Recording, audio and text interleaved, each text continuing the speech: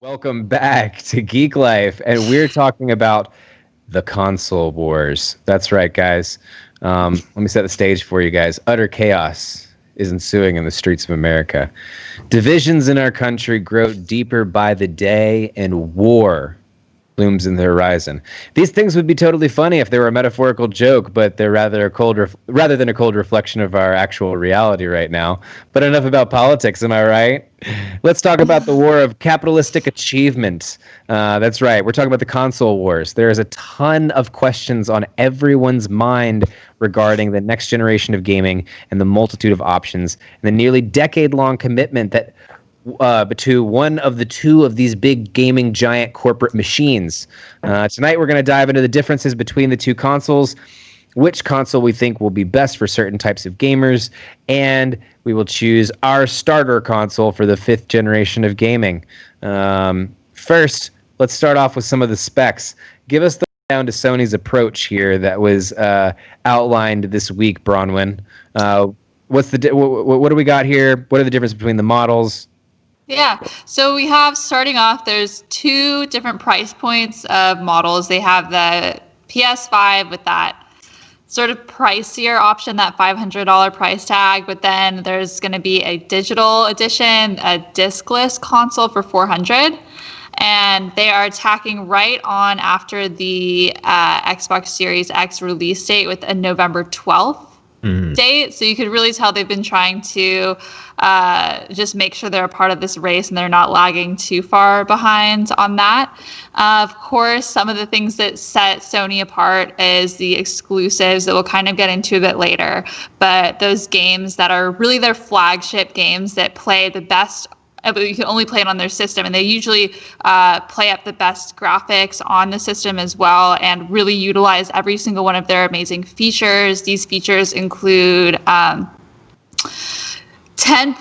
teraflops, which is a new word I learned today.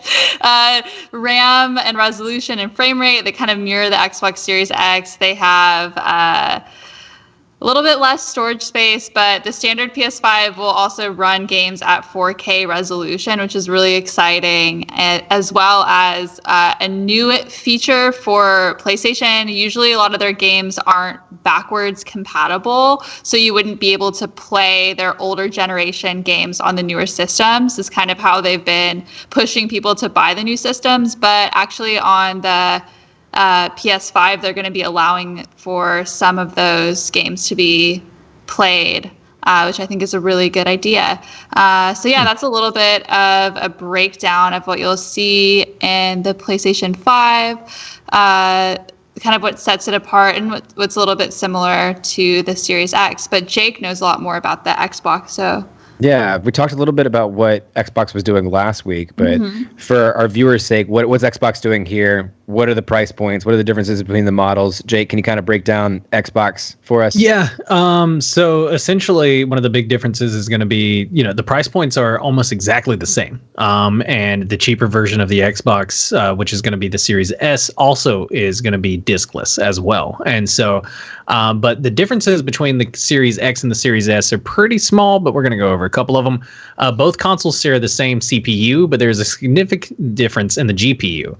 The Series X has more power to be able to run games at a 4K resolution with 60 frames performance, and the Series S is capped at, but the Series S is capped at 144p performance, but can apparently hit up to 120 frames per second at that resolution. Despite having a weaker performance, the Series S is still ray tracing capable, allowing it to take advantage of the revolutionary light rendering technology that Xbox is hyping up in this release. The Series S only features a 512 gigabyte SSD, while the Series X sees a far more spacious 1 terabyte capacity. The storage can be upgraded for both consoles with bespoke external storage solutions from Microsoft, but expect them to cost a ton of fucking money, which, that's classic with Microsoft, especially if you're trying to upgrade your storage. Just buy an external hard drive. But anyway, it'll be $499 for the Series X and $299 for the Series S. So very comparable to the PlayStation, not just in specs, but also at the exact same price points. Right. Really, really good breakdowns. I mean, so far, very comparable systems. But for many gamers, it's the exclusives that make all the difference. What's Sony bringing to the table as far as exclusive titles, Bronwyn? So some PS5 exclusives include Horizon Forbidden West, the sequel to Horizon Zero Dawn, which is a really great game. It's set in a far future America. Guerrilla returns for this Horizon sequel coming to PS5 and PS4 in 2021. We also have Marvel's Spider-Man Miles Morales. The next chapter in Insomniac's Spider-Man series focuses on Miles Morales in a game like Uncharted in scope and launches holiday 2020 with a PS4 version as well. And then we have to be excited for the new God of War. At least I am. The next installment in the God of War series, which has yet to be named, will be coming in 2021. And from the title, we can only assume that the fall of Valhalla will come into play during this game. Yeah, I mean, like all you have. I saw the trailer for it, and all you have for the trailer is just the big one. He makes a symbol, and you see at the end of the symbol, it's the serpent.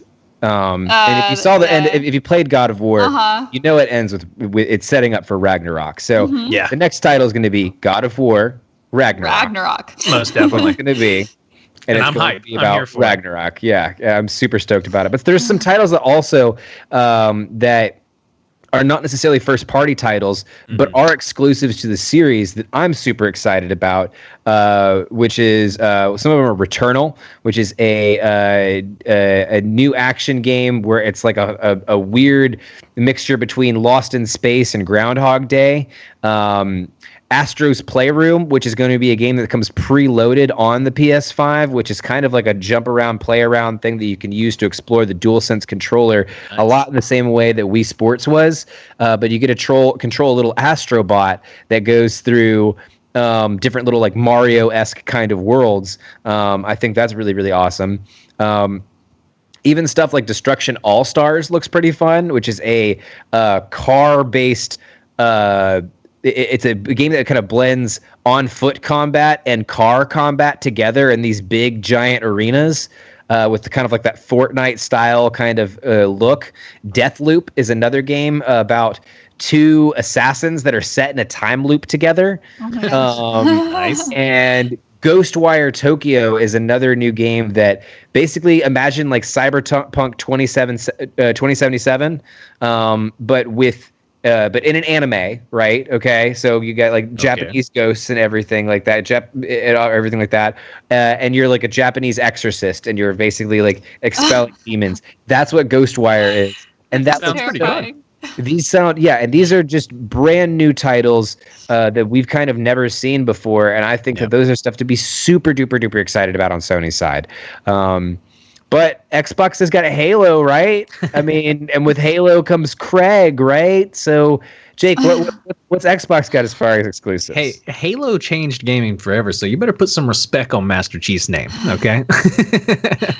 But, obviously on launch, Halo did get delayed, so we're actually going to get the new Xbox before we actually even get the new Halo. But the new Xbox is kind of like built to play the new Halo, so hopefully when that new Halo drops, it'll be kind of a good reason. I think I'm honestly going to wait to buy the new Xbox when the new Halo arrives. That's going to give the console a little bit of time to kind of like get some bugs worked out as well, right? And so, give the reviewers a little bit of time to, let me make sure that I'm going to stay Team Xbox, because I'm still an undecided voter. But, we'll also be getting Assassin's Creed at launch. That's going to be awesome. Assassin's Creed Valhalla, sticking with the whole Valhalla kind of thing that's been going on. A lot of Norse mythology getting thrown around. I don't know if there's something in the water around there, but anything. Anyway, we'll also be getting a new Gears of War, and a new Fable game is going to be dropping a little bit around post-launch as well. And so Xboxes seem to care less about the launch exclusives as of late, though. And I think Microsoft is just heading into a more friendly direction in general, where they're trying to be a little bit more open sourced, if you will, while PlayStation definitely seems to be trending more into the pure like stay on the PlayStation and play these kind of like cinematic games, if you will, which I think is honestly, not a terrible way of going about it. Obviously, it's been successful so far for them. That's why I like the PlayStation so much. Exactly. And that's what's so interesting about both of these coming out at a cheaper price point. I think as someone who's built a PC and who has been playing a little bit more on PC, I may buy both of these consoles this year, guys. Both of the cheaper options. They're each $300 each. That's $600. That's still cheaper than a brand new PC by far, right? That's interesting, yeah. And so $600 for both of them, and you get to play all the exclusives. I don't know. I don't know. I may ask for the lower price point one a bit. I mean, like the Series X, especially. I mean, the Series S is a last gen console. Like, I don't. You are sacrificing a lot of different quality by going down with the Series S, where with the PlayStation Digital, it's just the same thing minus the disc drive. Yeah, and I feel like that's kind of just an easy like, buy. Yeah. Right. I feel like that's an easy buy because it's kind of like, to me, it's like being a gamer on challenge mode, Like, can I navigate the gaming world without a disc drive? I'm giving up a lot because you're giving up used games for $100, That is true. Yeah. So that's something that you have to think about with that, or at least used games in the sense. Well, I mean, there's no used games that you can buy digitally, but at the same time, there's a lot of games that I play now. I don't buy used games from GameStop very often. I mostly go wait for games to age digitally and go on sale. Yeah. So you still have that. It doesn't seem like you're sacrificing that much. I'll ask you the same thing that I've asked everybody who's kind of shit on the whole like no disc thing. What's the last hard copy game you bought disc wise? Batman. I can't even remember. It's also. Did you say Arkham? Which one? Arkham Knight. Yeah. Arkham Knight? Yeah. Dude, that's so funny. I think one of my Batman games is one of the last ones that I bought too. It's been years. It's been years. Exactly. You can also help save the planet by using less plastic. Yeah. That is true too. It's true. It's just data. Yeah. All right. Well, got a piece of ice. Hold on. Sorry. Delicious. Okay. Delicious. I got a couple of questions to ask you guys. First one, which console will streamers flock to? Or is PC still the master race when it comes to streaming content? Bronwyn, I'll let you go first on this one. So I think that the PC is still the master slot of this race. But I don't think it's the most accessible thing for gamers, for streamers, definitely. But I think your average gamer is going to be doing one of these two consoles. I would love to have a badass gaming PC, but that's a lot of money, a lot of investment, time spent into it, when you can just get one of these two consoles that kind of wraps it all up in a nice little box for you already. What do you think, Jake? Yeah, no, I agree. I definitely think that the PC is going to be the winner still for streamers. I've yet to really master how to stream from my consoles or to stream while playing a console. So like, I need to actually figure that out a little better because there is some kind of Twitch stuff that I've been wanting to, or some Switch stuff that I have been wanting to stream. Switch stuff, yeah. That's going to be, gotta get an Elgato. Yeah, exactly. Switch Twitch. Yeah, exactly. That was an easy way to get those kind of mixed up. But I think that the PC is going to stay reign supreme for streamers right now. It's just if you are looking to get the most cutting edge, right? Like if that's really what matters to you, getting the top frames per second and no lag, not dropping, all of that super competitive online play. That's on PC, and that's still only on PC. Both of these consoles are still going to be for casuals. But that's okay because the normal gamer is a casual gamer, and like you said, the both of these, and especially at this year's price points, are going to be way more accessible than a PC will be. Yeah, I mean, I think those are some good points, especially the accessibility portion when it comes to PC, because those are really super duper expensive. I did have someone that asked me this week, audio wise, which do they think is going to sound better? Mm-hmm. Jake, which one do you think is going to sound better audio-wise? I know that's a very specific question, but give it your best. No, I believe, honestly, and this is not me just being the Xbox, kind of master race or whatever, but the Series X is the most powerful gaming console coming out this next year. It's the top of the line when it comes to basically everything. And so I think it may be the better sounding one. But then I don't know, because honestly, Sony is doing so much interesting things with the controller now, where there's supposed to be some sound even coming from it. Like the Sony is the PlayStation's moving into almost Nintendo realm, with the controller and some of the stuff that they're trying to do there, where they're almost offering a different kind of, I don't know, like what's the word I'm looking for? Almost a different experience than what the Xbox is kind of offering, right? The Xbox is basically saying like, hey, you basically want to be a PC gamer, but you don't have PC gamer money. We're going to build a mini PC for you to play on. And here you go. Sony's saying, we're still kind of an entertainment console here, and there's still some new things that we're going to be throwing in. So I wouldn't be shocked if the Sony didn't kind of look better and sound better in some aspects, because that's kind of what Sony's going to go for. And that's what they're playing, or that's the game that they're playing. But what do you think about it, Braun? So I play everything through my shitty projector speakers, so it's all going to sound pretty bad to me. That is true. No. I do have a Bose speaker, so everything's going to sound okay.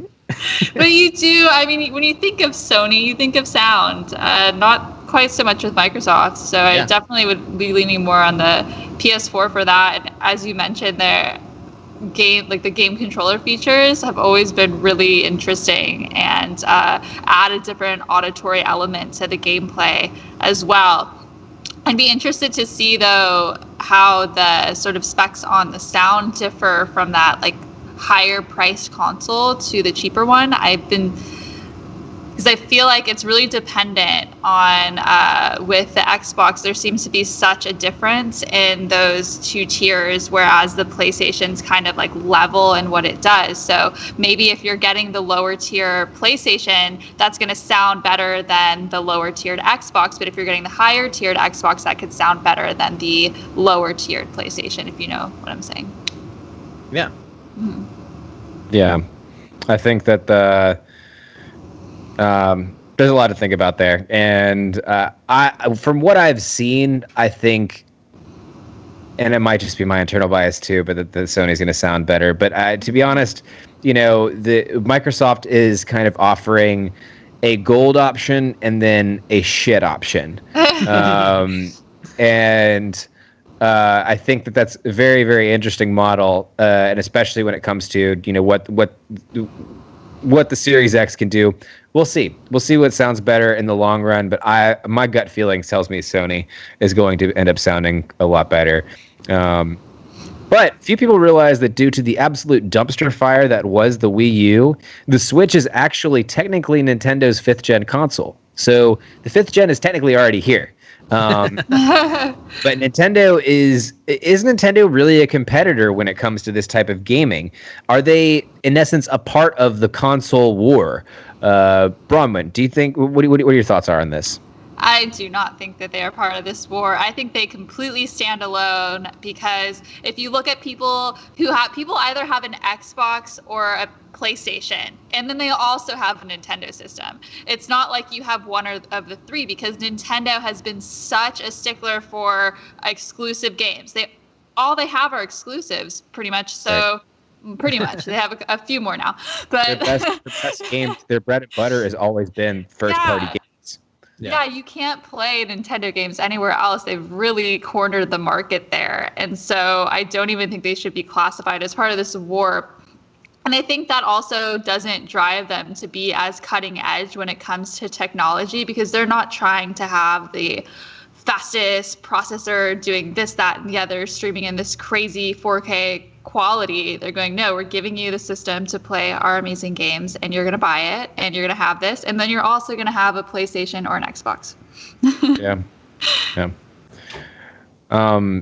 It's interesting because certainly at one point in time, they were a part of the console war. Yeah. They absolutely were a part of, who we talked about when G4 was a thing and E3 was actually a big event. We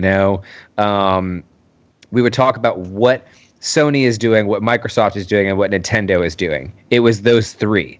And now it really seems like it's narrowed down to just two. When do you think that split was, Jake? Like, when do you think it became just the war between PlayStation and Xbox for this type of gamer? I think Nintendo decided just to go into a different direction. I don't think that they wanted the hype of trying to push the processor, the power, the speeds, the frame rates, all that stuff. And I think they wanted the ability to relax and be almost more innovative. With the Switch and what it does, Microsoft couldn't do that. Sony couldn't really do that. Sony tried the handheld and the PSP. I don't mean to continue the shit on Sony parade, but like, Jesus, that thing was not great, bro. I had one. I was a Sony user at one point. I had a PSP. It was garbage. But it was a little bit ahead of its time. I will give it that. I don't want to completely shit on the PSP. But anyway, before I get into a long rant about how the PSP is like a 50-50 piece of gaming history, Nintendo, I think they've almost taken themselves out of the console war to say, like, look, we're our own thing. We're at a cheaper price point. We're more innovative. We're more handheld, so we're more kind of like this whole, like, you can take us on the move kind of a thing. This isn't necessarily something that has to stay at home, but can stay at home if you would like it to. So you have options. It's definitely something that applies to, I think, a much larger base of people too, and that's what Nintendo's looking at. They're saying that, like, hey, rather than like just pick a side, we're just going to make games for everybody. Because there's even rumors now that they're going to drop a 4K Switch soon. And that's going to be great for people who are trying to push 4K on some of their Switch games.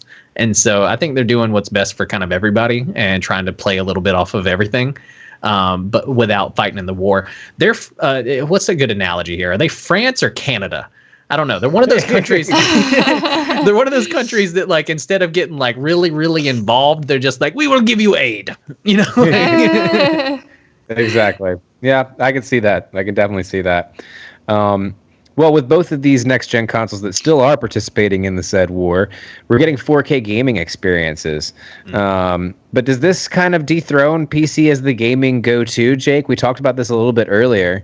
How do these stack up against PCs? I definitely don't think they dethrone PC, because at the end of the day, if, like I said earlier, if you are looking for 4K, if you're looking at 120 frames, if you're looking to push the maximum amount of anything, right? You can only do that on a PC. You can't do that on the Xbox. You can't do it on Sony. And the thing about the PC that's so amazing too is that you can upgrade way quicker than you can do anything on a PC or on an Xbox. As I said earlier, anything that you do to upgrade your Xbox is going to be very costly. Whereas on a PC, you save up a little bit of cash. After you build it, really, it's just there. And you can upgrade the graphics card, you can upgrade the RAM, processing, all that stuff. And it's fairly easy to upgrade yourself, too. You can learn a couple videos about it. And so it's really interesting, the consoles are as strong as they are because they're getting there. They're getting so close. But I feel like PC is always just a little bit ahead of them, and then within a year is a leaps ahead of them. These consoles are made for decades almost, right? Like you had mentioned that as well earlier. And so, whereas a PC, they jump leaps and bounds every like 2 to 3 years. And so, it's just I don't think it's going to dethrone them anytime soon. But what do you feel about it, Bronwyn? I think that, PCs are a standalone thing, and that there's just a sense of freedom and customization that you don't get with the other systems. And that allows for even just not these big releases that we are like anticipating. It's just, these things just gradually come out and you have the control to be able to update it as you please. But I think that, I don't know. I think that I'm always going to be kind of more of a console gamer. Mm-hmm. There's something about it. There's something about the systems that I just love, and I love the cheapness of just being able to plug an HDMI port into. Dude, it takes up less space.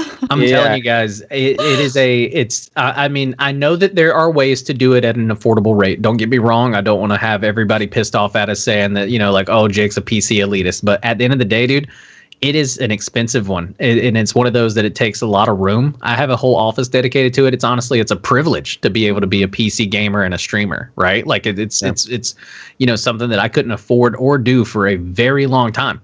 I had to game on just my Xbox for years, Yep. And that's just what you kind of have to make do with. But it's awesome that they're going to have lower price points that are still pushing the boundaries.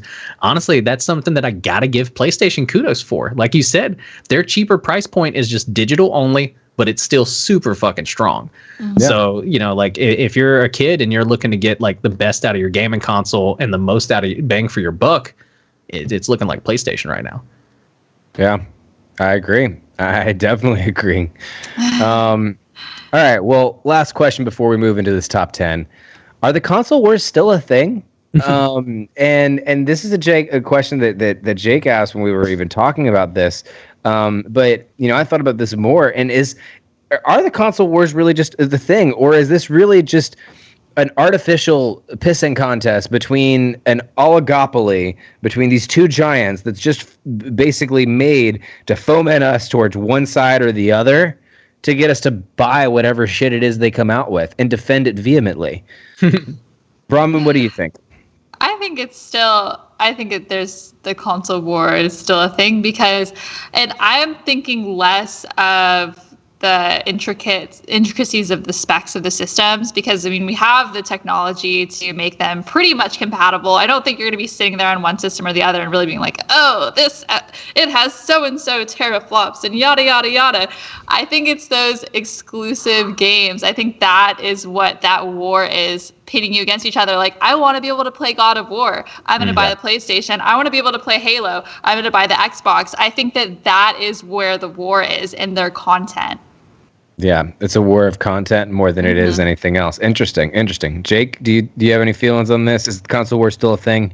I mean, I the reason why I asked the question is because I don't think so. I think at this point they were. Don't get me wrong, they were. I think the console wars were definitely a thing that were going on for years, right? I think it was both Microsoft trying to compete with Sony, even though Sony had almost a 5 to 6 year head start. I think the PlayStation 1 came out in 94.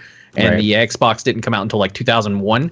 And so it's one of those things where Microsoft was coming to the party late, but they were saying hey, we kind of want to be a competitor in this industry.